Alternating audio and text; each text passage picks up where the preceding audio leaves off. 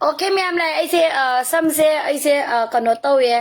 I say, zaki live to lo shan gray live. Amatang I see live say, ma'am, share to view ko. Koigi,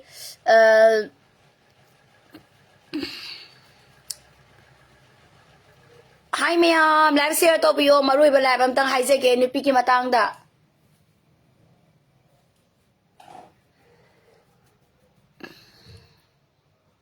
Ma'am, live to share to view ko. I say, some say, dryer do later ba, dryer to na ba do later ba ki. I say nga tang natural da kang hali mayam do ka some say hot lagi to ba ne. It's okay, some pa so kishukai di ko. Ado mayam ay gi free to so ingo da yawe matu thana tu mon lau ba ni ko. Mon lau ba ne. Pasanga piye machu angang ba amu ba lay ye gray machu lay white machu lay ay gi si de baby pink lay yaksan ba lay black lay ko. Mayam okay, wari do ho rage ngasi gi wari topic se amana Leisa Leisa na akoy gi angang unabagi wari ne yam interesting ba topic ne adu bu magi condition ado ay na support to gi support to bagi maram dus ay haizer rake ado mayam na si video si share to video na akoy gi yaningi o yaning de have si social media gi mating lawraga miyang gi opinion na se ay hangjage ko okay yara bu mayam lizer rage husi se topic asi Leisa Leisa na akoy gi mirol Leisa Leisa na angang pokpagi wari ni ko mayam yara bo lira ge mayam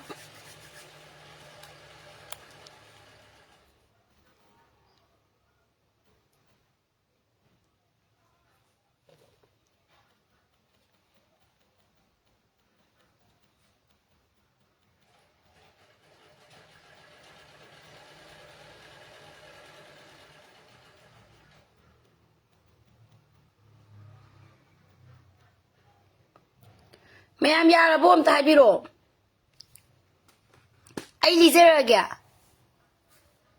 okay ado mayam live share to biro mo ko second thank you so much nupi sing am tang share to bio nupi yaw bi bro gi live tang si se bio sing se share to bio yam interesting way ba topic ne amadi asing matoki ba wari ne ado moina lithok pa gi aya ba ingon to pire mako gi way ba privacy yam na data in detail lo na close ojeraga makoina ingon da asuma wari ma ingon da libirak pa gi damakta amadi laaga wari tana ba gi damakta arkesan du bi hainga lekte na thaga phongdok shari aduga society way ba stereotype currency thugai ga lakpa arkesan du bi mani ado thank you so much. Okay, thank you so much. Da Maxi Kangzam, mayam nupi yaw bi ragadi lizer rake nupi yaw da habi ay ngasi se sam gidamakta mayam na just torokpa criticize to bi rakpa do mayam to bi ganu ko ngasi dia ay sam yam na son ba gidamakta ise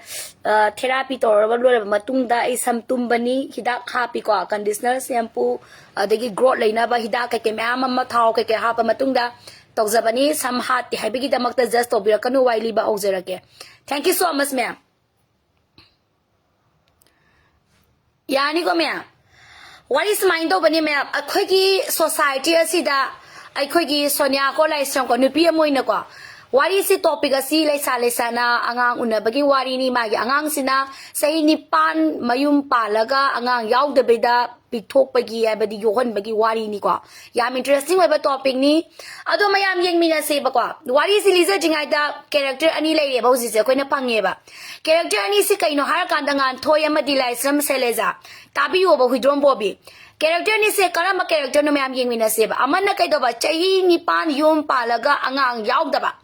amana Leisa Leisa na isideli ke to ba masi relation to nga ki fun enjoy thajaba chahi manga nushina matungda relationship lera matungda isideli masi angang se pregnant oirak pagi wari ne ba ado hari ba character ani asa ngasi ko gi manipur gi society satna bida yamne criticize to biba amadi depression sat biba lukha komda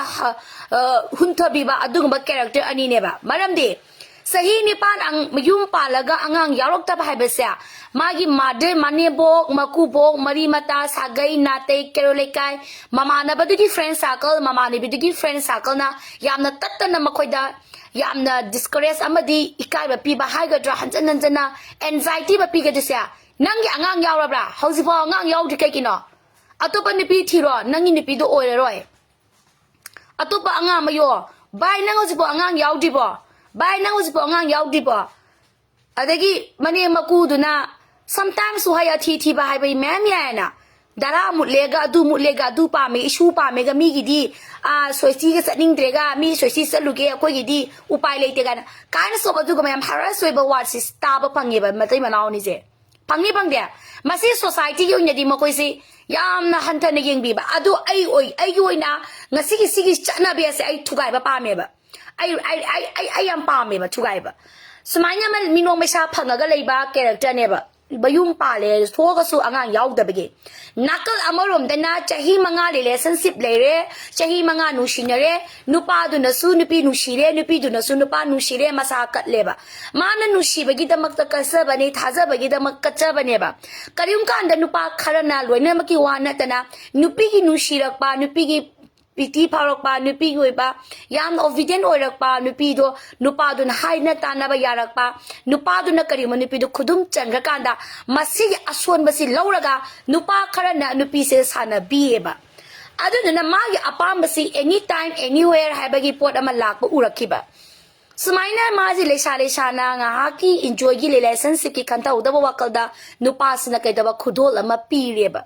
Kudol pirak pamatam si masi thama ko ginupi ki kongkap to lak taba matung sida ma ching narak ta na test or kanda masi oire pregnant oire hai ba khang eba ada leisa bina manipur society da leisa na kai to ba pregnant oi ba se so na bigi wang madani lamsat nai da bini lamsat mama pa sen da bani noroki kom da ta ga da bani society da sat na da bani miyam gi yek na bani hai na lobby ba leisa ne miro lak pa sing se ka aduga adumana to bani na ma do angang do aduman leire aduga nakalam ma lo da na kai hari haba matamda karigumba angang thugai be aro abort to ba abortion to ba aro life ni value ni angang ma do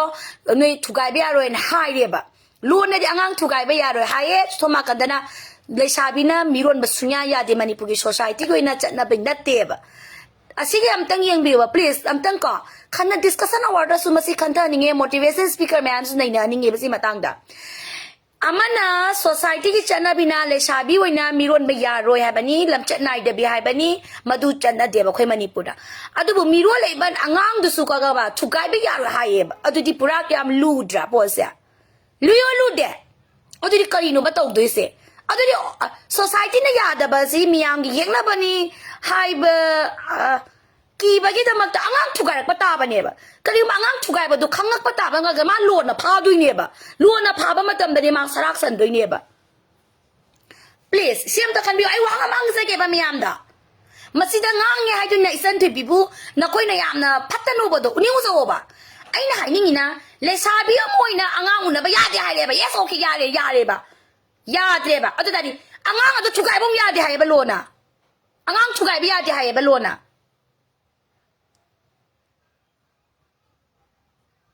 Chumi ko adu somma kan da di masi nupa so already break up to khre ba nupa si break up to ga matung za nupa se ma aishma ne miro len ko matam da nupa se ko khatoi ne ba nupi se ko khatoi ne ba ya da ga di kaina kat pa hai ba dum oye ba kaina kat la ga luhong ba na da ga nam phu da luhong ba adu mo oye ba yes luhong asi ba kaina kat la si ba nam phu da nupa do na pam ne lang thoma ba ne ba nang pam da ba ya roi na sa ma nang na pira ma ga nang na nupi se in thok ba ya roi na kari ma khara da di kana go ba nupa nupi khara da di kaina kat la ga leina ha le ba adu gi leina ni bai mung da nungai bri ying bi o ba domestic violence la kani ba sori se nupi ne ba lali se nupi wo jora ba nushi ba gi da mak ta ma sa pi ru re pregnant oi re angang da ma thugai se le ga ga su ya de lo na ki re du su adu di phare ma gi nupa si hai jo e nupa si kaina kat le nam phu de le ma tung da moi le ga lo re ba ko society ma le ba soi ba ma si hai wa ro ko no ba ma tai ma nau se le ga lo re tung da ga lo re ba ma tung da tarak pa consequence tin nei na de ba khuda moi na sai ku tha su re yu pa lo na luong ra ni ba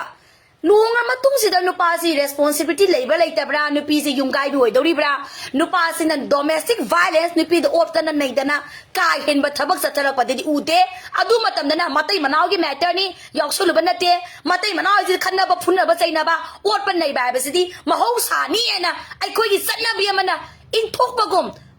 lai thok ba gum ta we ba chum de mayum pan di ba le sabi ari bi ma ga mayum pan de ba pa khang ri salak ma matam da di maya na nam kan san ta we ba mama ne bi kisu family kisu relate kisu ke le kai kisu pressure bi ba yum pa lo sing ni pa du tau se du pa kai thapang to ba nang na kamai to ba nang au pa le ba du to ba nang kamai lu hong ni lu hong mai pa sha le ba na sagai na ti le ri ba mayam sina kan san to we ba dan yum pa la ba matung da nungai gi ba na khara nungai bai wa ni awa ba mayam ma phi na kup ga le ri ba ne ba awa ba mayam ma sigi makha ta ba di na tai na naw ni thok pa lu hong ga lo le thok pa si da ne ba ko gi manipuri mai tai ora ka du se ya ni yo ya ning de aduna adumai na amumung to we ba adu hojiki se waris na sin oi de kamai to ge kan da society na ya da ani se ai di mayam mi nong mai sa pang ba se lucky ni wo ba ni theng na le ba imate manaw na hai le ba abima nang gi angang do thugai binu nang gi tumin na pokpiyo akoi nang gi expenditure loi na pizza ge nang ma palam da khoi thama su thong ge nang gi thabak pani khang thabak ja pani khang de education gi matang da line na mari leina laga nang gi expenditure puna ma koi tau ja ge angang du ta I matum do nang ta pokpi laga ai khoi de khoi yoksa ge na matai manaw sina leisa bi da khoi ramme ba wari ju ba khoi rama matung da leisa bi su yare ba yara matung da madi miru lakpa matam da manaw pa mabung mapa na ma je tan thokra bane ba nang agi isan natre na nang agi sagai sida tindra bane na tan thokra bane ko ni pi dia ma zamai ngam jaba ma palam da le aga whatever ma gi ngam na bo khona zare ba adu da luckily matai manaw si theng na re ba matai manaw theng ne sa ma palam da mo angang yaw na ba gi da makta apau ba doctor si round cha saraga lak mari manga lak taragi mathak ta loi re angang yaw na bona bada khoiram ba lai khoiram me doctor yeng ba ya ba yeng ba da theng na re ba luckily mo bani se theng na kan da yana matung sida leisa bi si ke do ba mapham ma da to na isolate ro thame ma tha tara depression salaga ma miro le angang deliver tawre angang deliver gi matik chaba mate manaw do na pire then sembi re ni pi se hojiki tha ma da ma 70,000 tolop sare ba ni pi se leisa bi se 70,000 tolop chara ga ma gi flat ama leiza da na then ma lei re ba aduga soma kangi mate manaw mayam gi society gi minong ma sha phangi ba du su luckily moi di kai tawre kupsan gre ba akhoi gi angang ama phang ai se moi di haidu e ba akhoi shmai na ama yokcha ba ni na yokcha re moi yo e ba ani mak phare ba ai yo nya di support tawe ba ai yo nya di support tawe ba mayam taw yo taw di comment da thada bi ra mo ba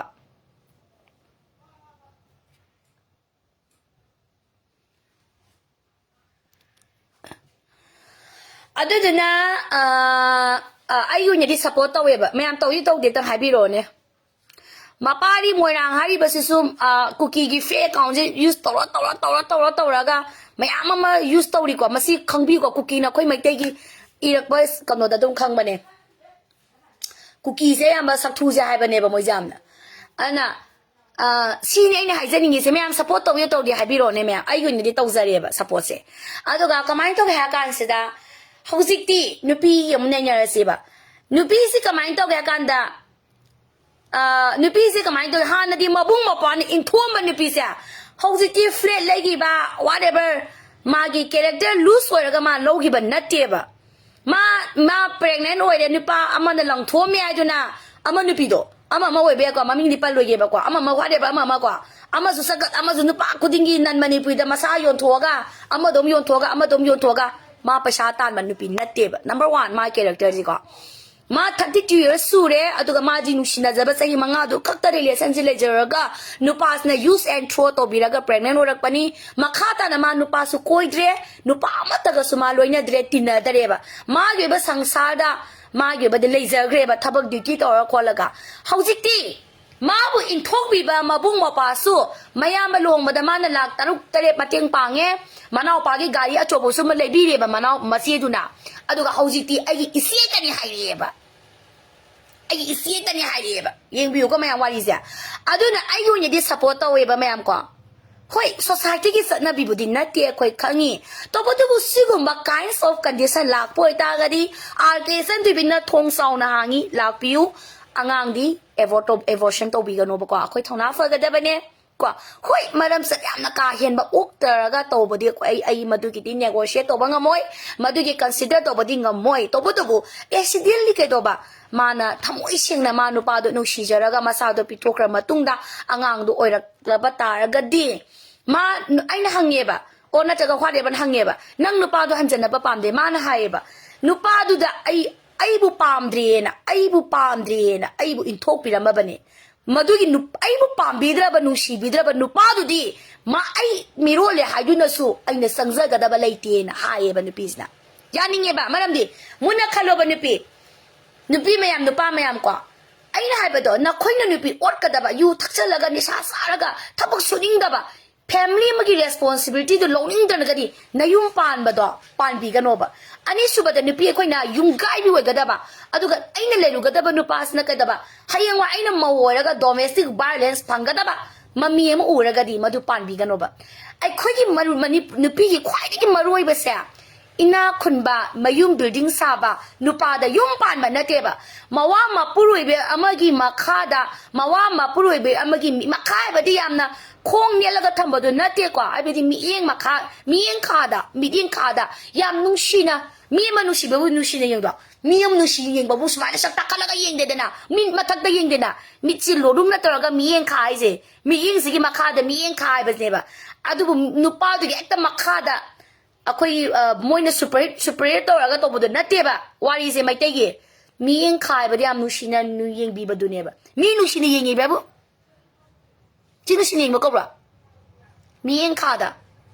nushina lunna to bi ba sa simok nu pi oi be gi lai ba phaye ba yaninge kwa adu na laksaninge ba from de akoi se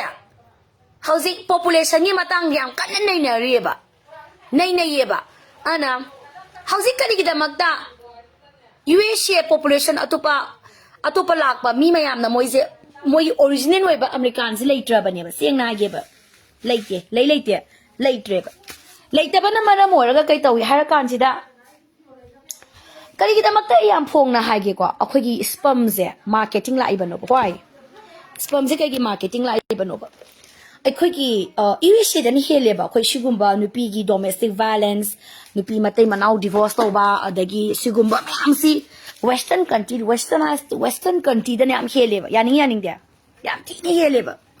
hin mani na kari gi da makta spam si why kari gi da makta spam si marketing oina la ibano market place da phangai si kai marang gi ba si naina ba sum ne ba naina haninge ba yoina karna sangaga ngamni ngamloi adone ba adu mind to na wari se am interest we bro adu khoina indian mogi interview lo bi mathok ta de kwa habadi isan thibi aina yamna proud moment ama lay ba kai moment habiura manipur sida baye sakha ba nupi myam laita ai tinai ba aina christian gi religion da atopa religion da yaning ba makhak lay ba mokhoi gi religion da ne mis in thok te ba prostitute oishanu uneducated oishanu differently able person oishanu every promotion mo in thok te mo de konjal level loina ba aduga mo gi church da sunday gi church da manaba level da thamme ba yaning ko akhoi gi nama se bare sakhi bani in thok ba social media da su kok thok ba social media da su negative comment mayam na bibi ba adigi ama ma to ba se ai di ngasi phaw dum makhoi gi shiru bai wa na te mo yam support to bai wa na te ba ai gi humanity do ai humanity ai exist oi haba ucha bane ba ai moi support to bai wan na te ba hwale bai support ko ado ai ge male ba ai na sunoi da haiju ni ai ni lan gi ba mimang phangmak pa matam da noi na ai bu kan biu ko na haise mioi ba kanam ta mimang phamning de ba mioi ba kanam ta warning de ba nupi oi bi kanam ta khaina ning de ba nupi oi bi kanam ta prostitute ki lami da saning de ba nupi oi bi kayam ta ne nupa gi miyeng kha da nungai ni ling ning wa nga ta ne ba nupi oi bi kayam ma khanga ba aina isine prostitute oining banate ba si yaning bra point sa adubu magi different lifestyle gi matugin oigi ba family noi bisawe peer pressure noi bisawe individual na suyo biyawe natraga magi job noi bisawe ni sa laga yaw bisawe ba kwa ana bayin sakhi banu pi kaya na ai drug sing ba na ba forcing ba thousands of video le ko no mata ta dokte mogi da makta ine na wabi ba ana isan tu bida aki ba video aki ba wari me am la isa te ke mate ba aina tong hang dok pa yine ba thong hang dok se ba koi zo nang na kana gum bi nu pi amagi depression sa laba wari amagi khangninga gadi kan ba tar gadi wa ngang ba na kana roi sai ba na kana roi ba ma se kana no ma yu be accept to ba mathau tai aina thong hang dok pi ba mathau tai ba ana laiba phaba ne ma ming ji pat loi kwa nu pi me am nei ge mai te nu pi da ba den pa tana chaki ba 2020 ga 2 da gi na 23 24 sahi om se da ba den chakha ba nu pi me am sa moi ne chi chi na ne do me ngon da message tha ri ba I am proud with it ba moi support to ba gi wa na te ba aina kai khali oh moi na dum hai ba chi si ai khoi na message ya manipur si da nu pi oi big sing da ai khoi na message Canada tharu doino karamba organization da changjaru doino karamba mi da khoi changjaru doino hai ba sida kok sida situation to bi nang khak da ning jangi nai ba ate kem na te ba thong hang dok pa yi ne ba thong hang dok pa ma thau ta ye ba khoi se kwa thong lon ja laga ai ni humanity law ya roi ba thong lon ja laga ai na morality law ya roi ba morality ki value se ai na na khang ma thau ta ye ba yes le sabina miron ba ya de aduga society da aduga mironi ba angang do thugai ba ya de law na yam ludra amana law binding amana society binding customary law ai ba musule na ko gi da aduga sometimes ai gi to ba ama to ba ai gi opinion na mangang ko pa matamda sini pise law tamaloi da bani ma gumba na ba gumba main to de law tambi ganu copy ganu na sometimes ni pi khan hai ko ai ui nok ning ngon de la ma thare ai hai ba ni pi do ai na saw de ba maram di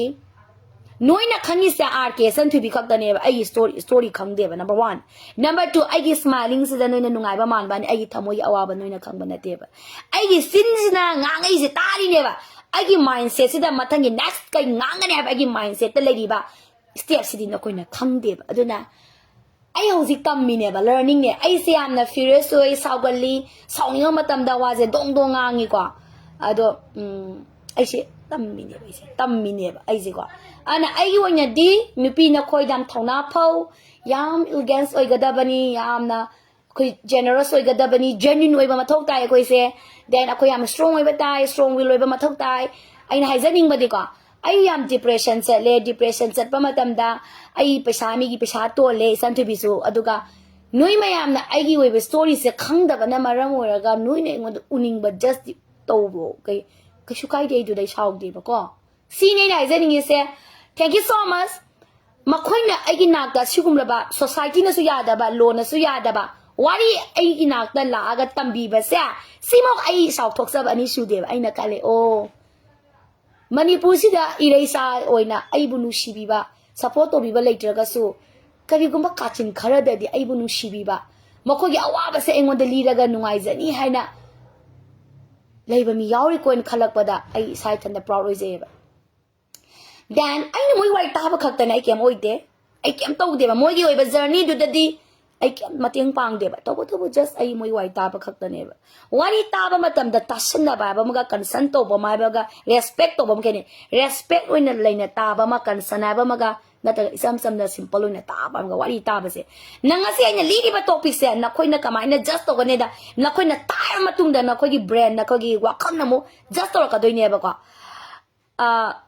Thoi ba luang sange gi di ai tumaw ka tangari nari ai sange lao ke shukai de ado amana mayam na ke san bi se paisa pai na hai ba ko ai sim tang khudong sa ba la hoge ba ai love journey is ai true love fanga ga loina rakhe ba ai love se true love nga ta ne ba pura simple love the true love the pura sangsa ai love si wari se noi wari oina film oina putho ga di super hit oi ba sai ba mayam na pam na yeng na ba do oi do ma le ba ai wari true love se ai love story se pura clumsy simple than enjoy ne ba ai love story sing se ana akoi ki true love ta yomaga akoi se sawrak panina amade ai se hingak panina na taga se nupa se koina rak panina hauzik mayam ha isan thi bi nang nupi mi ma mi matang da di yam na advice bi ba ye nang kai tawri ge nang ye ba nang nayum pa di kai gi noina sige sulakan ito nga sagi topic ama jam to spam donate to spam donation spam market la ise no pagi spam sinse different kinds of spam as marketplace fang ise maram leba maram ni amoy usama kan dati kay to ba habadi nu pi no pa domestic violence or hengale crime to hengale then makoy dile sale sana anga po su kem khana dili lesson system mo dam open way ba tare open way bani na kay to ba relationship si open way rakpani na kay do ba mo ko gi karim kan the relation tong whatever mo gi society gi satna bi na matung ina spam visa free go le sa yamba da adu chi chi free way na ba kan na process story da na spam ko asi akhoi manipur da su haibadi sam tawra bani ba taw ba hore ba se ndo kari ko maise le sabi ari bi wora ba then as a pure le sabi wora ba kwa ay no pam taga ay relationship se later ba ayo si po no pam taga intercourse relationship ay later ba sing na ge ba arke sen du visit as over ay ki de ba si se adaga ay si have the key de ba ko sing na ana later ba ni na ay na sam khanjay ba ay angang mayok pa ay na kali yung pan daga ay le sare sana angang yok pa yai dala then angang yok pa si ay blood dan agi blood agi marum hai tare agi egg ka then kind of kano tawraga atopa spam mama ka aduga tawraga agi angang du agi iwo hininge ba agi marum agi eggs do hininge ba ay ni pamza bani ko ana si oininga ko ay pam bani ba phongdoi se if kari gumai na yum pan gi draga di le shabi ali bi oina dum le gi da le shabi le gi ta di si hautok pa yaga da kana khanja bai wani da ko ai leisa leisa na akoi population growth hengana bagi da makta ai khoi gi phajaba positive mind da lobu ya ya de habadi leisa bi me am le ba mi gi macha ama I matu mama yokhi ba ma natraga ai gi I ama yokchana bagi da makte step ti ngasi wall na piri da na that is a good thing that is a good idea I say comes again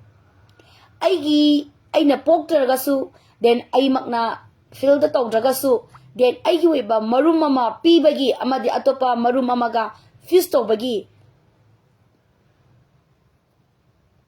pipi de wall na pidro indiana su pi ba dudi akoi ji indiana ba india mong le indiana ne da kan akoi countries indiana ba akoi country manipur have ya re ba kading da mani india ma kha le ba ina so adu gi wall na pi ri sa ai si khudong sa ba lauraga la shabi ari bi sing miyum pa laudra ba sing la sa pa khang sari me am sing ja ai di na khoi gi ba sigi khudong sa ba sa lobi o ba hoi nai na kari gumba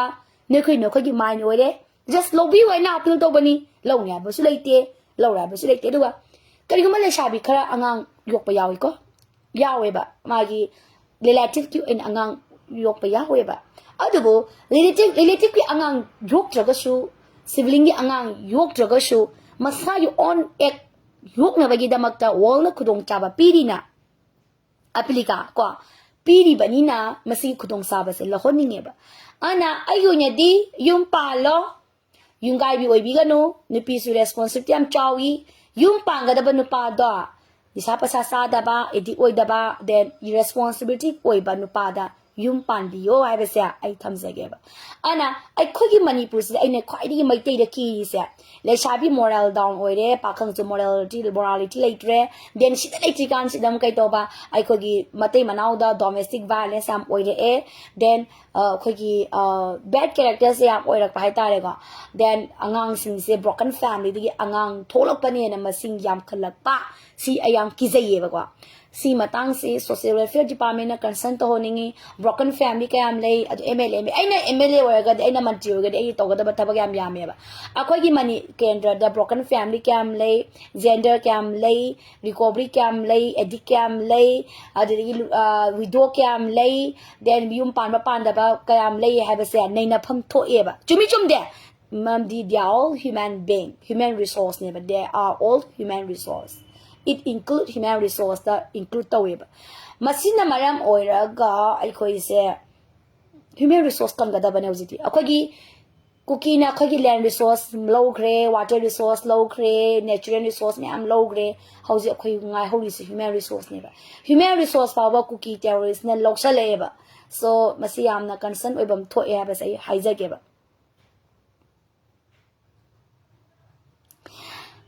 กังเลยไอ้วายเกนังนะพออินเทอร์วิวยี่มาทำนัดแต่เป็นintroductionตัวอีกกี่เนาะ yes นังพาย point วางเงี้ยไอ้ดุการพันบยาวจะดีนังนุปีมาปามบันนะจ้ะ it's okay it is a good idea but นังกี่ intro ตัวละกันนุปีมาตันหายงาสายกินุปาตัวนัดโรไอ้ single นี่นะขังน่าเสียนะนุปีมาตัน message ทาร์กระดาบเลยเตะอดุชรุกปุดีนังน่าจิจิกิแลกเตละอิงไงสิดาจิจิกิแลกเตกี่ปามซะบ้า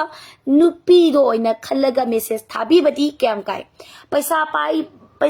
ดับไล่ระบายคุยดีนุปีพังเดียวจิมาทำเซนุชีเบเซพากีตาเสเลเทนนิสชนะมาดูนังอภิกวากลนี้มาดูขันกันโนนักคุยนะอินาคุณมันนุปากีมาเตาตำนิงไปกิดมักตานักคุยนะนุปีดับแบลมเตาบันยาเบเซ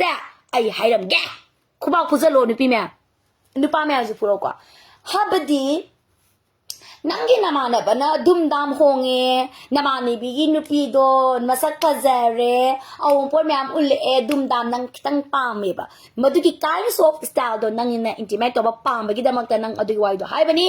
if นังนับทำยามเสียงอะบะไอ้ดูวมตัดทีเดนะให้บ่โอยบัตตาระกดี thousands of นุปีทำโมชิงบิเลยมารัมดีนุปากันนุปีके population สินุปีในยามที่นี่เห็นเกรอะเดนุปา single เลยบะบุดีนุปี single เลยบะนี้นะเลยบะก็นังน่ะตะเสียงน่ะยุ่มปานิงบ่ระกดีนุปีพังเจนะคันบะโดนังน่ะพังนี่นะคันบ่ตาดีทัดที่กี่มาทักตะเลยบะนุปีมีเลยชายบิสุเลยแหละมาสักทีบะมูบะค่อยกุมบิสุแม่มาเลยแหละเดนังไล่ระเลยตะไล่ระบะนะปิกทะละบะเดน broken family กิเลยสาบิแม่สุเลยแหละเดนคุงกังกิจันุราแม่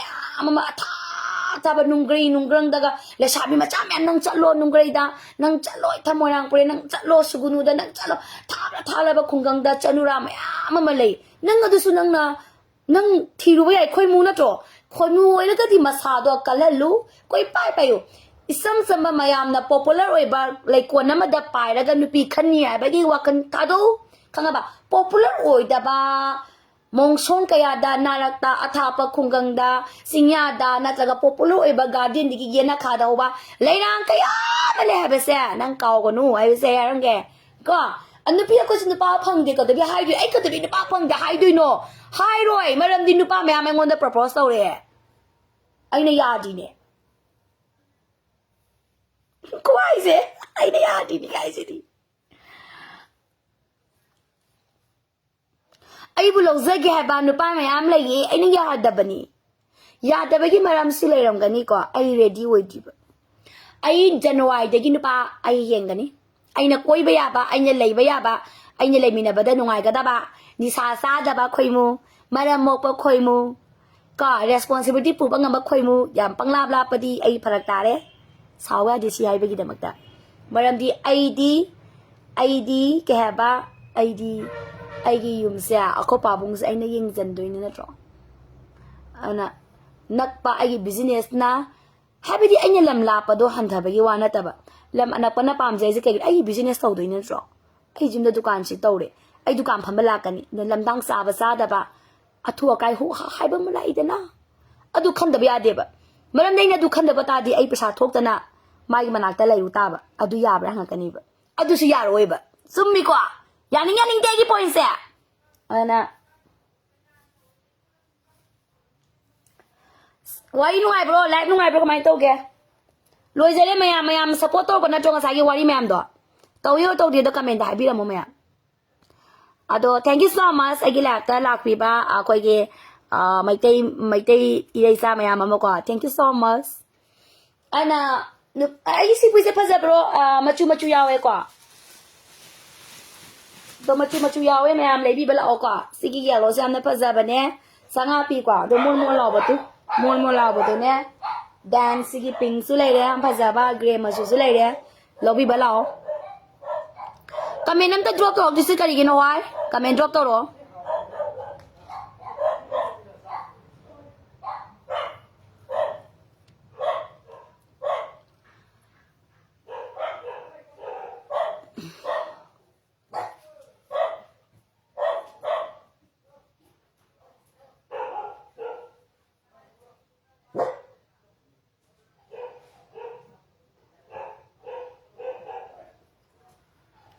Kay na may ang comment drop to disi ay sa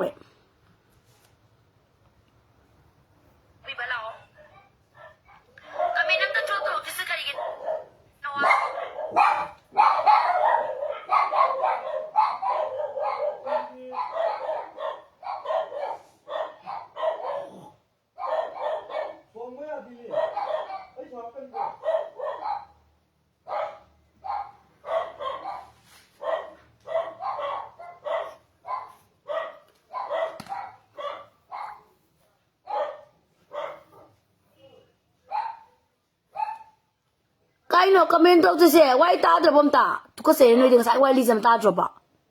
nga sai de ki ai na why li se no ta bi drop ba ai dukan phami ye mayam yum lai na dukan phami ye mayam lai balak pi ro ko phiro saw se mayam la e phajaba mayam la e deliver to kani ko sa ai photo namaga thara ke duga deliver sa lupa humdra loge kai khali ge yang khai na taga humdra yang khai loge ba ne ya da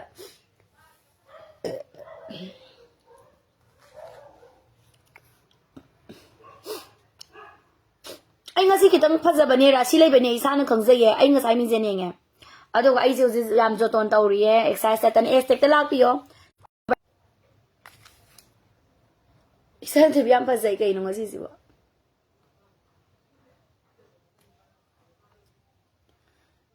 mayam sigi puri se lupa changa pi ko aduga yellow su lai ye gray pink su lum lai ye ko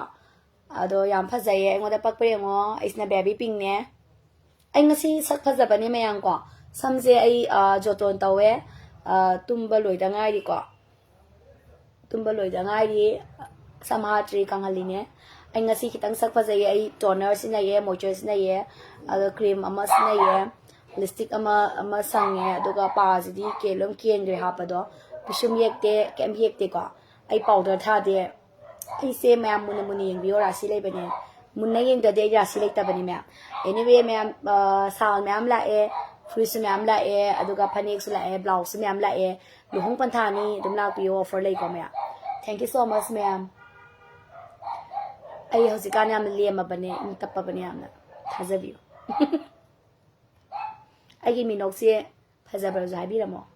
I see watch a watch status ki reply pi biro ko I minok se sumat pride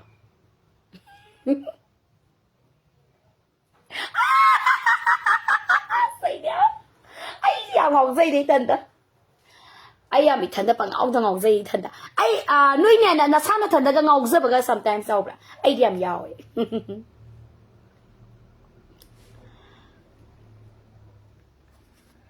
is hai thanda pangau da ngau zaba doi se o kana de inga si se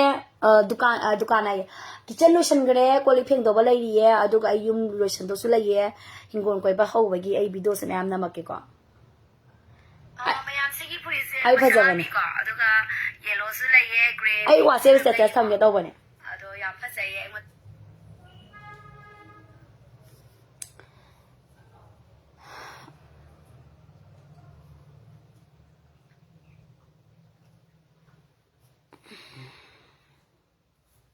kanama ta comment tha dok dise lai ye gray pink su lum lai ye ko ado yam phajai ye ngoda pak pre mo isna baby pink ne ai ngasi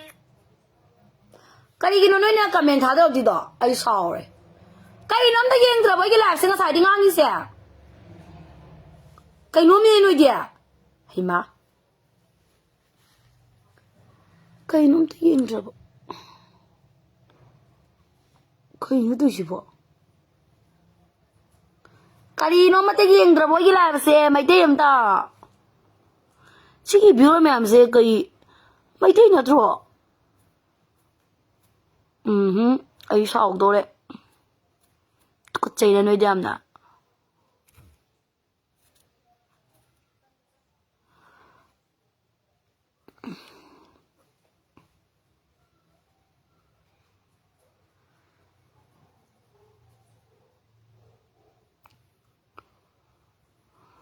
Mana nusie skunu shi mai agi skin kanu sidi comment nam tha da ro koi lau la ho le on shi I ga ka doi ne ai tha gi ko hai hai na uri wai na hai tha ba do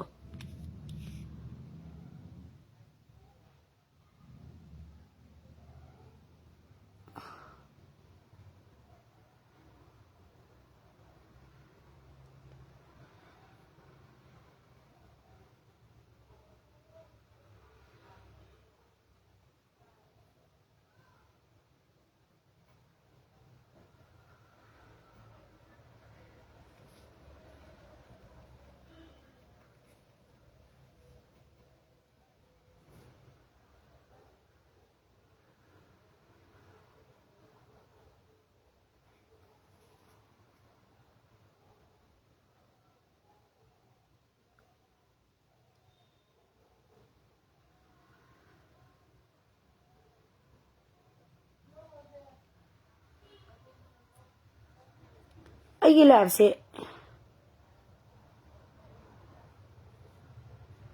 E ꯀꯥꯈꯠꯂꯛꯀꯗꯣꯏꯅꯦ ꯑꯩꯅ ꯁꯨꯃꯥꯏꯅ ꯇꯧꯕꯁꯦ ꯇꯧꯅꯔꯣꯏꯁꯦ ꯍꯥꯏꯕꯅꯤ ꯃꯤꯅ life ꯑꯃ ꯊꯥꯗꯗꯤ ꯀꯃꯦꯟꯁꯦ ꯄꯤꯔꯛꯑꯣ ꯍꯥꯏꯕꯅꯦꯕ ꯁꯤꯗꯅꯦꯕ ꯑꯩꯅ life ꯑꯃ ꯊꯛꯈꯤꯗꯣꯏꯁꯦ ꯁꯨꯃꯥꯏꯅ ꯇꯧꯋꯦꯕ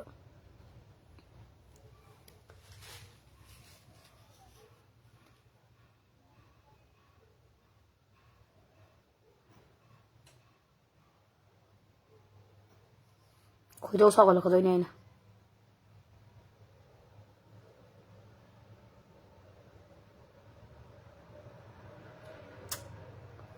ꯀꯩ ꯇꯧꯔꯦ ꯍꯥꯏꯕꯅꯣ ꯅꯣꯏ ꯃꯌꯥꯝꯁꯦ ꯑꯩ ꯈꯣꯏꯗꯧ ꯁꯥꯎꯅꯤꯡꯉꯦ ꯂꯥꯏꯝ ꯄꯨꯊꯠꯂꯒꯦ ꯈꯣꯏꯗꯧ ꯌꯥꯝ ꯁꯥꯎꯅꯤꯡꯉꯦ ꯅꯣꯏ ꯃꯇꯨꯡ ꯃꯅꯥꯎ ꯍꯥꯏꯅ ꯇꯥꯟꯅꯕ ꯑꯝꯇ ꯌꯥꯗꯦꯕ ꯅꯣꯏꯁꯦ ꯍꯥꯏꯅ ꯇꯥꯟꯅꯕ ꯅꯣꯏ ꯀꯃꯦꯟ ꯐꯥꯎꯕ ꯐꯦꯁꯕꯨꯛ ꯏꯆꯝ ꯆꯝꯕ ꯐꯦꯁꯕꯨꯛ ꯇꯧꯕꯗꯨꯗ ꯍꯥꯏꯅ ꯇꯥꯟꯅꯕ ꯌꯥꯗ꯭ꯔꯗꯤ ꯀꯃꯥꯏꯅ ꯇꯧꯗꯣꯏꯅꯣ ꯑꯩ ꯈꯣꯏꯗꯧ ꯁꯥꯎꯅꯤꯡꯉꯦ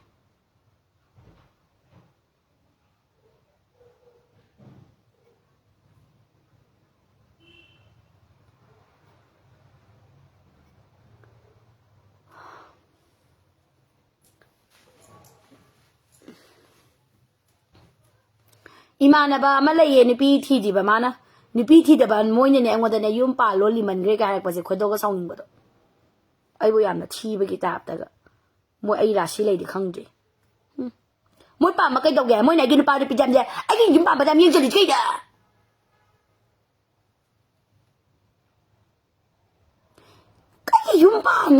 ꯑꯩꯒꯤ ꯌꯨꯝ ꯄꯥꯟꯗꯕ ꯅꯨꯄꯥ ꯀꯣꯏ ꯌꯥꯝ ꯌꯦꯡꯁꯤꯜꯂꯤꯁꯦ ꯀꯩꯒꯤꯅꯣ ꯋꯥꯏ ꯅꯣꯏ ꯄꯥꯝꯃꯤꯔꯣ ꯑꯗꯨꯒ ꯑꯩ ꯅꯨꯄꯥꯗꯣ ꯄꯤꯔꯣ ꯑꯩ ꯂꯨꯍꯣꯡꯉꯒꯦ ꯑꯗꯨꯗꯤ ꯉꯝꯃꯣꯏꯅꯦ ꯃꯤ ꯅꯨꯄꯥ ꯃꯌꯨꯝ ꯄꯥꯟꯕꯗ ꯌꯥꯝ ꯌꯦꯡꯁꯤꯟꯗꯅ ꯀꯩ ꯊꯣꯏꯅ ꯇꯧꯖ ꯁꯥꯖꯩꯅꯣ ꯈꯣꯏꯗꯧ ꯁꯥꯎ ꯀꯃꯦꯟꯁꯨ ꯑꯝꯇ ꯄꯤꯔꯛꯇꯦ ꯑꯩꯒꯤ ꯅꯨꯄꯥ ꯀꯣꯏꯕꯗ ꯑꯗꯨꯛ ꯌꯥꯝ ꯌꯦꯡꯁꯤꯟꯕ ꯀꯔꯤ ꯑꯣꯏꯅ ꯐꯖꯕꯅꯦ ꯁꯤ ꯄꯨꯔꯤꯁꯦ ꯑꯩ ꯉꯁꯤꯁꯦ ꯁꯝꯁꯦ ꯌꯥꯝ ꯅꯨꯡꯉꯥꯏ ꯑꯩꯈꯣꯏꯁꯨꯅꯦ ꯈꯪꯉꯕ ꯑꯩꯈꯣꯏꯁꯨꯅꯦ ꯅꯨꯄꯥꯒꯗꯣ ꯈꯪꯅꯅꯤꯡꯉꯤꯅꯦ ꯈꯪꯉꯕ ꯈꯪꯉꯕ ꯈꯪꯅꯅꯤꯡꯉꯤꯅꯦ ꯑꯩꯈꯣꯏꯁꯨꯅꯦ ꯅꯨꯄꯥꯗꯣ ꯈꯪꯅꯅꯤꯡꯉꯤꯕ ꯍꯦꯔꯣꯒꯗ ꯀꯣꯏꯗꯅꯅꯦ ꯗꯥ ꯑꯩ ꯇꯨꯝꯕ ꯁꯪꯕꯤꯌꯣ ꯗꯥ ꯒꯨꯗ ꯃꯣꯔꯅꯤꯡ ꯗꯥ ꯕ꯭ꯔꯦꯛꯐꯥꯁ ꯆꯥꯎꯁꯤꯔꯥ ꯗꯥ ꯑꯩ ꯁꯨꯃꯥꯏꯅ ꯑꯩꯒꯤ ꯕꯤꯖꯤꯅꯦꯁ ꯑꯃ ꯍꯧꯗꯣꯛꯀꯦ ꯇꯧꯔꯤ ꯅꯪ ꯁꯞꯄꯣꯔꯠ ꯇꯧꯕꯤꯌꯨ ꯗꯥ ꯑꯩꯅ ꯂꯩꯒꯗꯕ ꯔꯨꯝꯗꯨꯅ ꯀꯗꯥꯏꯗꯅꯣ ꯑꯗꯨꯗꯤ ꯀꯥꯏ ꯋꯥꯔꯤ ꯇꯥꯟꯅꯗꯅ ꯐ꯭ꯌꯨꯆꯔ ꯄ꯭ꯂꯥꯟꯒ ꯋꯥꯔꯤ ꯁꯥꯟꯅꯗꯅ ꯀꯩꯇꯧꯁꯤꯒꯦꯅ ꯅꯨꯡꯁꯤꯅꯕꯗꯣ ꯁꯪꯁꯥꯔꯁꯤꯗꯒꯤꯗꯃꯛꯇ ꯀꯅꯥꯝ ꯂꯩꯇꯦ ꯑꯩꯒꯤꯗꯃꯛꯇ ꯑꯩꯒꯤ ꯍꯦꯔꯣ ꯂꯩꯖꯔꯤꯌꯦ ꯀꯥꯏꯅꯒ ꯈꯟꯕ ꯃꯤꯀꯨꯞꯇ ꯑꯩꯈꯣꯏꯁꯦ ꯄꯥꯝꯖꯔꯤꯅꯦ ꯈꯪꯉꯕ ꯅꯣꯏꯅ ꯌꯥꯝꯅ ꯌꯨꯝ ꯄꯥꯟꯕꯕꯨ ꯐꯥꯒꯤꯅꯦꯅ ꯈꯟꯕ ꯌꯨꯝ ꯄꯥꯟꯕꯕꯨ ꯐꯥꯒꯤꯅꯦꯅ ꯈꯟꯕ ꯂꯩꯉꯥꯎ ꯊꯤꯉꯥꯎ ꯄꯥꯜꯍꯧꯒꯗꯕꯅꯤꯅꯦ ꯑꯩꯅ ꯑꯩꯈꯣꯏ ꯃꯥꯒꯤ ꯈꯟꯗꯕ ꯐꯦꯃꯤꯂꯤꯒꯤ ꯈꯟꯗꯕ ꯑꯣꯏꯇꯥꯗꯤꯅꯦ ꯑꯩꯒꯤ ꯅꯒꯄꯥꯟꯒꯤ ꯑꯦꯛꯁ ꯁꯦꯀꯦꯟ ꯂꯞꯇꯨꯅ ꯍꯥꯏꯔꯛꯄꯗꯨꯗꯅꯦ ꯑꯩ ꯆꯦꯟꯒꯅꯤ ꯃꯥꯒꯤ ꯑꯦꯛꯇꯤꯚꯥ ꯃꯅꯤꯡꯗꯨꯗ ꯃꯇꯝꯗꯨꯗ ꯃꯥꯗꯤ ꯃꯥꯒꯤ ꯑꯩꯒꯤ ꯂꯩꯐꯝꯒ ꯂꯩꯕꯖꯥꯠ ꯅꯠꯇꯦ ꯀꯥꯏ ꯊꯝꯗꯣꯏꯅꯣ ꯊꯣꯛꯄ ꯑꯩꯁꯨ ꯀꯩꯝ ꯂꯩꯕ ꯅꯠꯇꯦ ꯑꯗ ꯑꯩꯅ ꯑꯩ ꯌꯨꯝ ꯄꯥꯟꯕ ꯌꯥꯗ꯭ꯔꯤꯀꯣ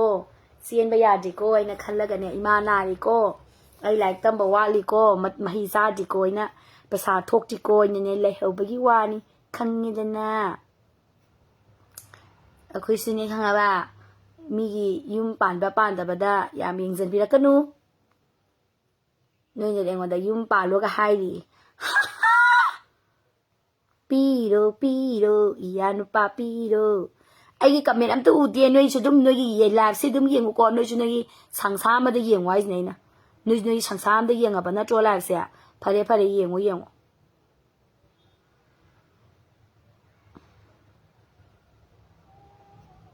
ꯌꯦꯡꯉꯨ ꯌꯦꯡꯉꯨ ꯍꯥꯏꯁꯤꯅꯦ ꯑꯩꯅ ꯀꯃꯦꯟꯗꯣ ꯑꯝꯇ ꯇꯧꯔꯛꯇꯦꯕ ꯀꯗꯥꯏꯅꯣ ꯀꯃꯦꯟꯒ ꯑꯝꯇ ꯎꯗꯦꯕ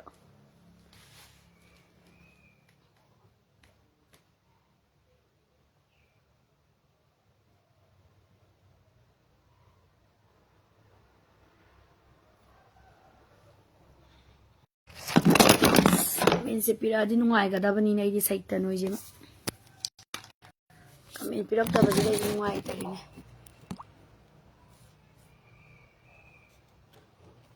ꯑꯩ ꯀꯃꯦꯟ ꯎꯕ꯭ꯔꯥ ꯌꯦꯡꯉꯨꯅꯦ ꯃꯌꯥꯝ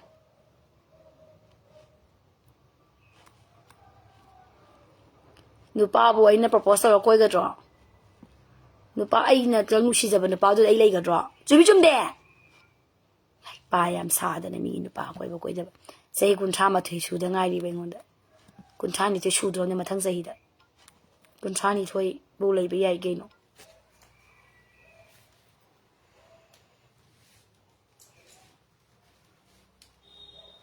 ado ai wam da haiza ge ya ga da noida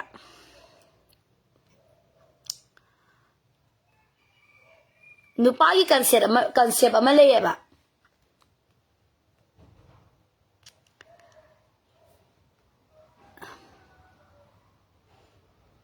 nupa sing ja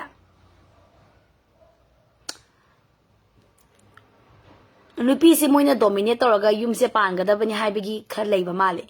chumi chum de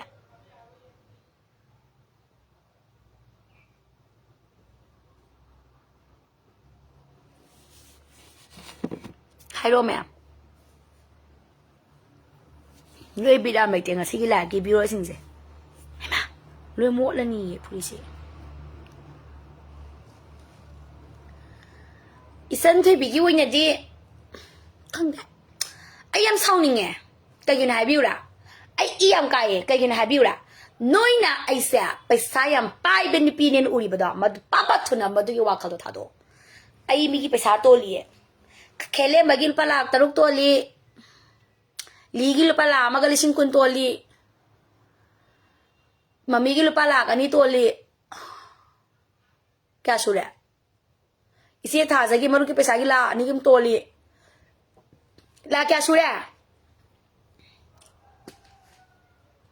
adagi business har ga na se na gi la am ma khai se suni bla gi la ngali sing hum phu adagi di mama gi phane ki la amaga something tole tondra lak ama lak ani lak ahum business al pa lak ahum lak mari makhai tole business ke tondra then migi personal gi khele magi ma mathang lohong do ba yang do ba puthare do ngang do nuai te aina agi kaino do phangaga di paisa do phangaga di pibirage tawbone hayeng aina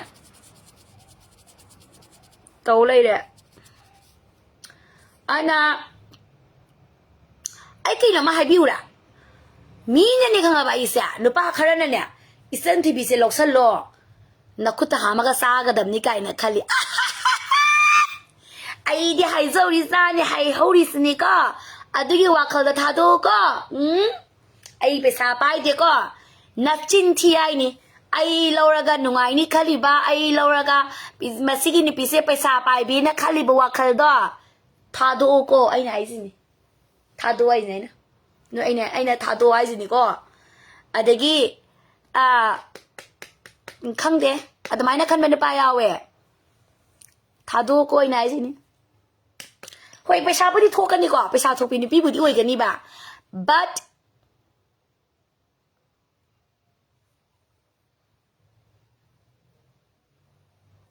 paisa pai bi ne na samu loi bi ne na khali da hai bi de hai zani he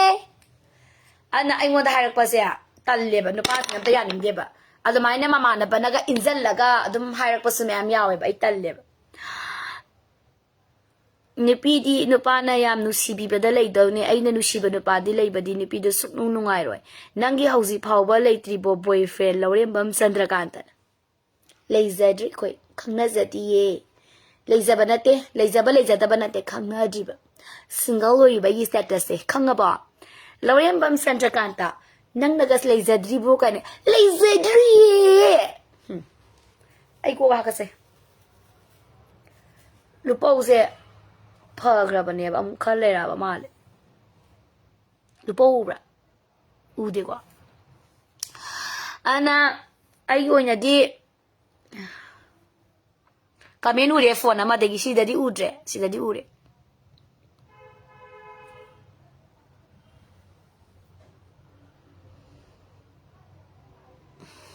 Laurem bam sanda kanta siam na nok ningi ihan he hanu ge ho kaka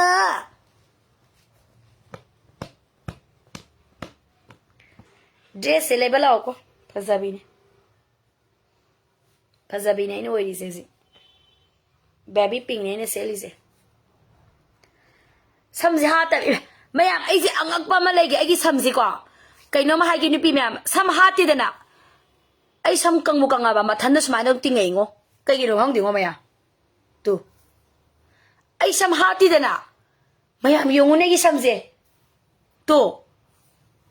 ai samje tummo bo ko tummene isa samje hati dana ko isa samje sa tinga kada ngak tra ai samje samyam ke leuzi ka Lana logan ko logzade ibungo yeng wa ba ma gi samje sam ani yaure ko ja handa ki here heaven gi sam therapy do adu yam phai yeng wa ba yam samje samdi kele ko Tamoi sengba nupa ngayo matam yam bedi ko yum pan base phagi yam ya banate waza getani nupi obi singje sigi thoksom ra ke se am khange kaka halagang de ai sam hugat pagi look siang ni nya ye chinagi sam hugat pagi looks ne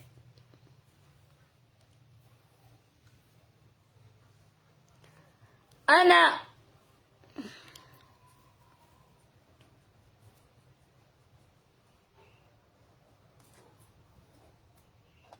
Sampa bale Kien be wane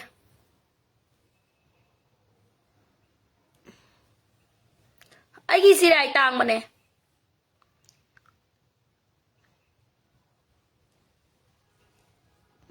Nipi ne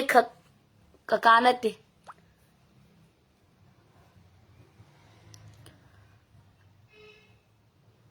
Aigi sirai tang bane me Simu sange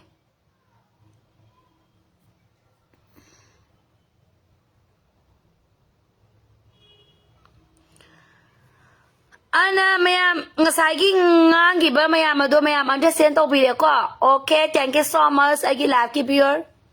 live ying bi ba singam nungai jare po level la o free level la o hong long na thadok sari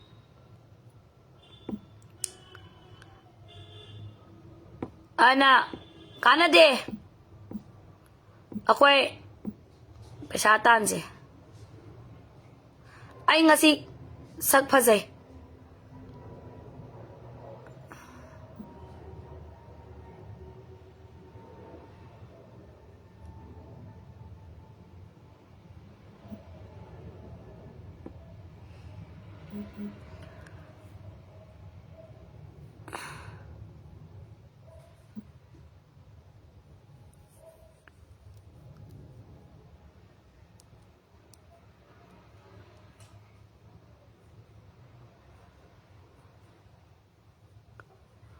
Namai mai da dak am ta le lo ge hai ta di kai to ni ha biura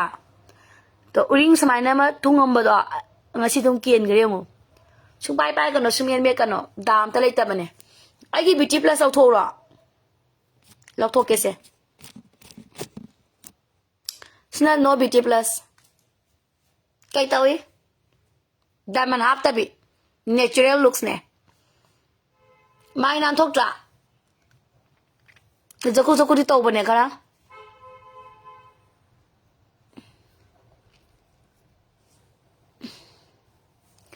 Ula po Sina diamond yaw diba iyo zilay basak pa may tari Adam yang malak pa yaga na isa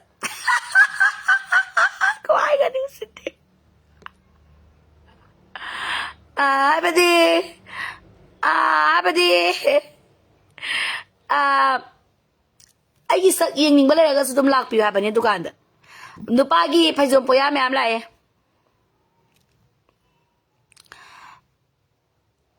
ai mai nan dra ai uring me am tung ye bato sisu uring me am toram bagi ne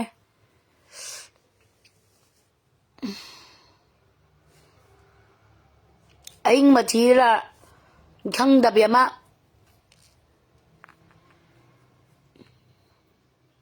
Dark lấy chứ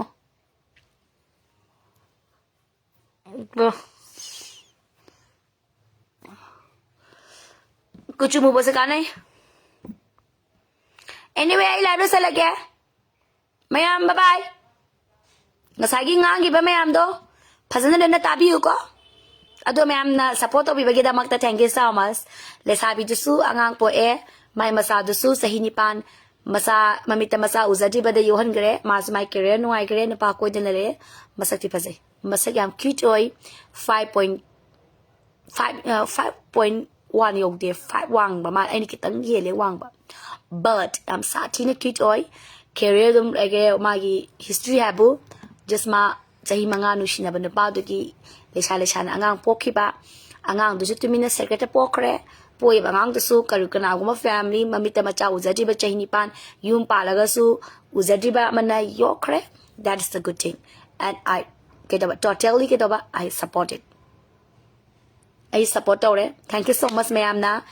ay sige topic si to ba matamda mayam na support obirak pa then mayam na Pajaba abadi kaya haba no I know zage to the call ne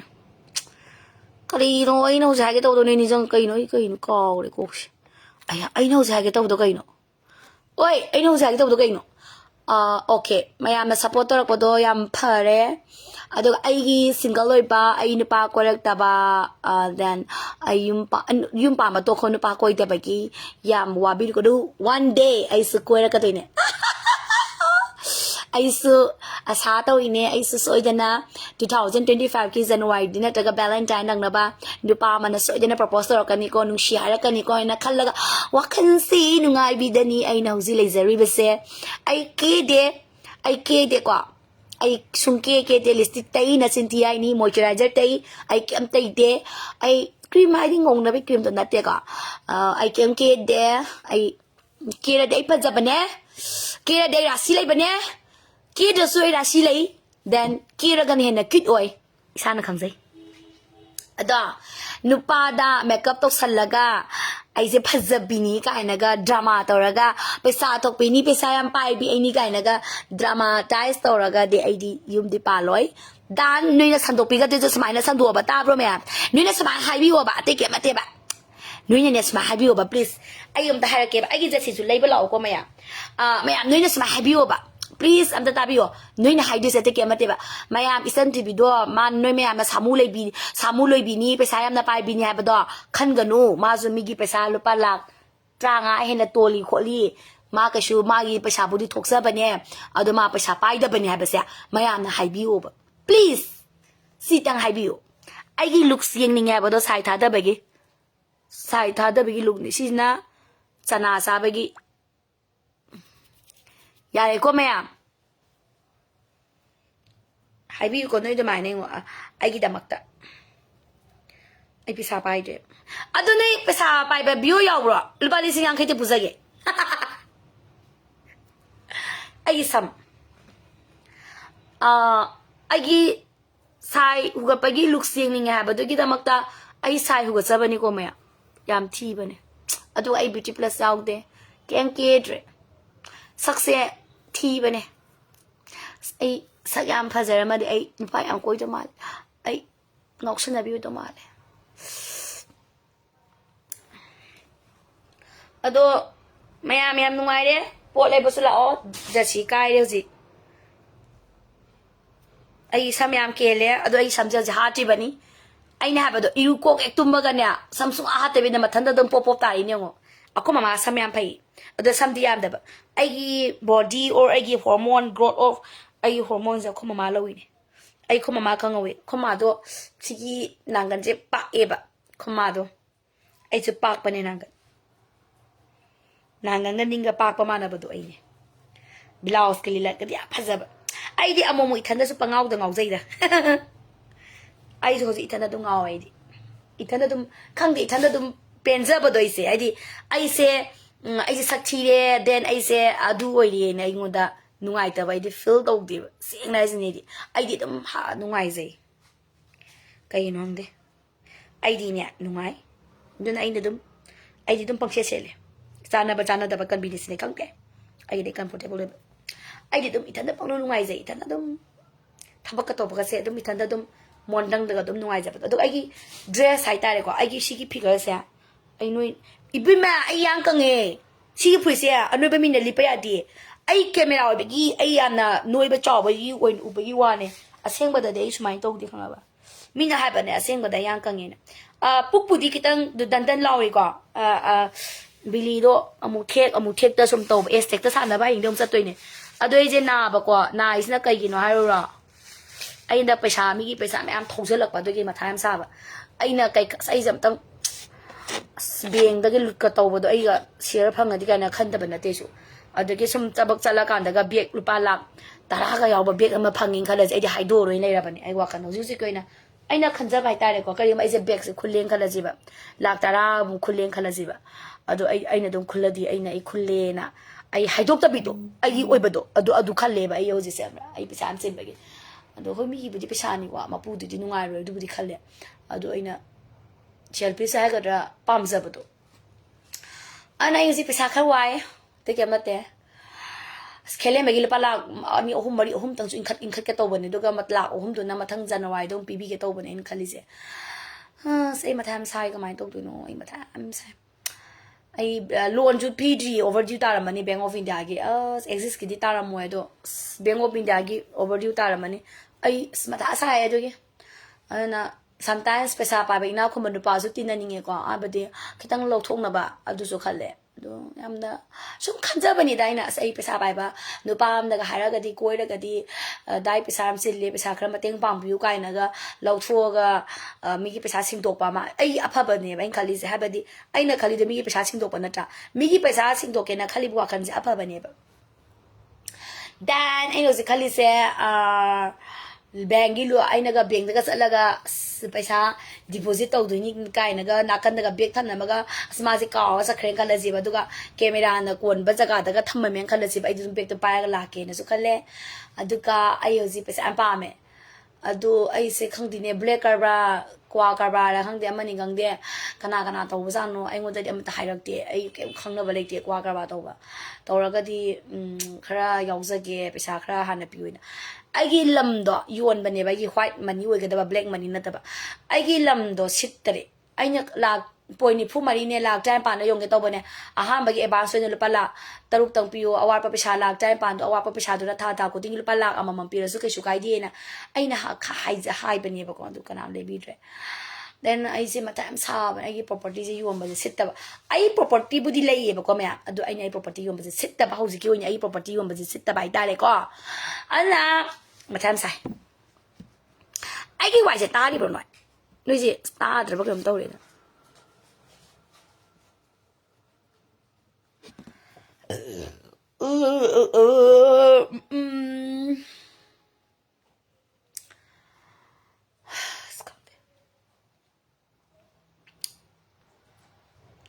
ꯑꯩꯅ ꯈꯜꯂꯤꯁꯦ ꯅꯣꯡꯃꯩ 2 3 ꯈꯨꯜꯂꯕ ꯅꯣꯡꯃꯩ 3 ꯈꯨꯜꯂꯗꯤ ꯌꯥꯔꯦ ꯅꯣꯡꯃꯩ 3ꯁꯦ ꯈꯨꯜꯂꯗꯤ ꯑꯦꯁꯂꯔ ꯅꯠꯇ꯭ꯔꯒ ꯏꯟꯁꯥꯁꯦ ꯈꯨꯜꯂꯕ ꯑꯩꯅ ꯈꯜꯂꯤꯁꯦ ꯑꯗꯨꯒ ꯌꯣꯟꯒꯦꯁꯤꯅꯦ ꯑꯩꯅ ꯈꯜꯂꯤꯁꯦ ꯖꯥ ꯈꯜꯂꯦ ꯍꯧꯖꯤꯛꯄꯨꯗꯤ ꯋꯥꯈꯜꯁꯦ ꯑꯩ ꯍꯧꯖꯤꯛ ꯃꯣꯟꯗ꯭ꯔꯪꯁꯦ ꯄꯩꯁꯥꯒꯤ ꯋꯥꯈꯜꯗꯇꯪ ꯇꯧꯋꯦ ꯑꯩꯁꯦ ꯑꯇꯩ ꯀꯩꯝ ꯇꯧꯗꯦ ꯍꯧꯖꯤꯛ ꯅꯨꯄꯥꯒꯤ ꯇꯧꯗꯕ ꯅꯨꯄꯥꯒꯤ ꯃꯦꯁꯦꯖ ꯊꯥꯔꯛꯇꯦ ꯅꯨꯄꯥꯗꯣ ꯃꯦꯁꯦꯖ ꯊꯥꯔꯛꯇꯕ ꯑꯩꯁꯦ ꯀꯣꯜꯁꯨ ꯇꯧꯔꯛꯇꯦ ꯑꯗꯨꯅ ꯀꯃꯥꯏꯅ ꯅꯨꯄꯥꯒꯤ ꯋꯥꯈꯜ ꯈꯟꯗꯣꯏꯅꯣ ꯑꯩꯅ ꯍꯧꯖꯤꯛ ꯑꯩ ꯃꯥꯡꯅ ꯇꯥꯔꯤꯕ ꯄꯩꯁꯥꯒꯤ ꯋꯥꯈꯜ ꯈꯜꯂꯦ ꯍꯧꯖꯤꯛ ꯑꯩꯅ ꯈꯜꯂꯤꯁꯦ ꯅꯝꯕꯔ 1 ꯅꯣꯡꯃꯩ ꯈꯨꯟꯕ ꯑꯗꯨꯒ ꯌꯣꯟꯕ ꯑꯅꯤꯁꯨꯕꯗ ꯃꯤꯒꯤ ꯄꯩꯁా ꯇꯥꯍꯧꯕ ꯑꯩꯅ ꯈꯨꯟꯕ ꯑꯗꯨꯒ ꯃꯤ ꯄꯩꯁా ꯁꯤꯡꯕ ꯅꯣꯡꯃꯩ ꯈꯨꯟꯕ ꯅꯣꯡꯃꯩ ꯌꯣꯟꯕ ꯌꯣꯜꯂꯛꯄ ꯄꯩꯁꯥꯗꯨꯅ ꯃꯤ ꯄꯩꯁꯥ ꯁꯤꯡꯕ ꯅꯝꯕꯔ 2 ꯑꯩ ꯃꯤꯒꯤ ꯄꯩꯁా ꯈꯨꯟꯕ ꯑꯗꯨꯒ ꯃꯤ ꯄꯩꯁꯥ ꯁꯤꯡꯕ ꯅꯝꯕꯔ 3 ꯑꯩꯒꯤ ꯂꯝꯗꯣ ꯁꯤꯠꯄ ꯃꯤ ꯄꯩꯁꯥ ꯁꯤꯡꯕ ꯁꯤ ꯈꯛꯇ ꯈꯜꯂꯦ ꯑꯗꯨꯒ ꯅꯠꯇ꯭ꯔꯒ ꯁꯔꯀꯥꯔꯒꯤ ꯑꯣꯏꯕ ꯕ꯭ꯂꯦꯛ ꯀꯔꯕꯥꯔ ꯑꯃ ꯑꯩꯅ ꯐꯥꯔꯦꯅ ꯈꯜꯂꯁꯤꯕ ꯃꯟꯇ꯭ꯔꯤꯒꯤ ꯑꯗ ꯑꯩꯅ ꯍꯥꯏꯗꯣꯏꯅꯦꯕ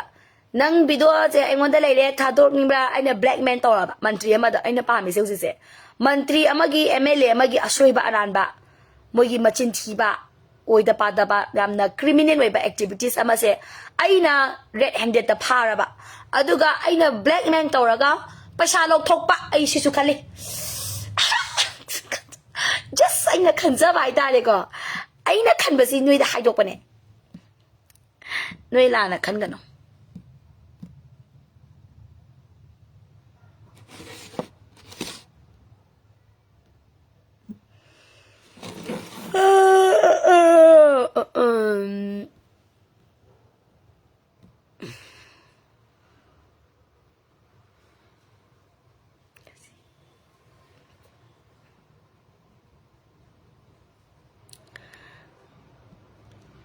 nupi kamen parage nongmai amatang khuladi yari aidi khanba budi pangkan kanba yaida aina kanjabane aduga akoina wari je taba matamda akoigi tainadi akoina hojipudi khoi sinause laira boirame ko hanadi akoina sinau singje paisa yam paiba doina khandro handaki ngamkhaisida moiji laire je khange mayamgi matingna hingini je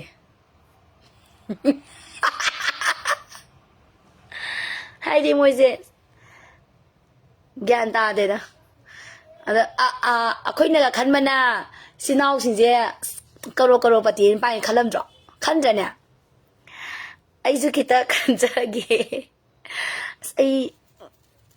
da kolok de pesa puru jirang masu pesa le ramoi kanari pesa ibungi pawdi pesa puge khaline good evening angry bird hai ajit toni na aibu angry bird tholi se kari gino why ai se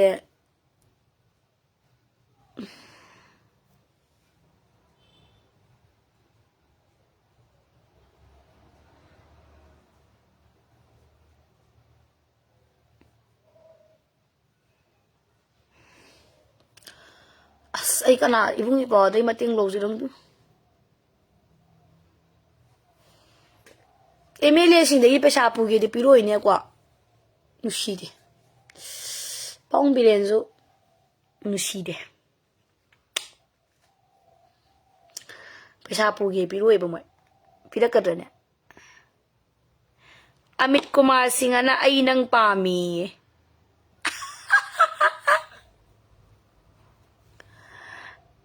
nupi amata semo aigi ise phajabi bam yena dil inak dilonsum bedaji thau onak ngau atam milonsum thonga bedaji thonga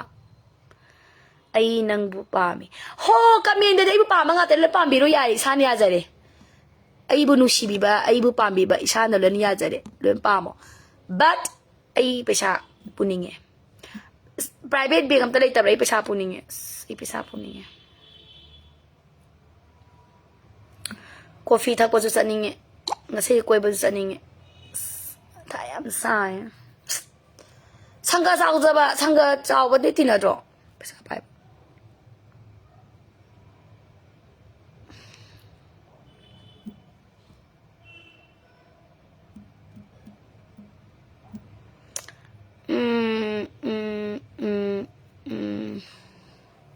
maya mai live lo salage ko maya bye bye ai thabangang kha tawruge dukam phamuge mayam lao why is my life is kido ye tu hana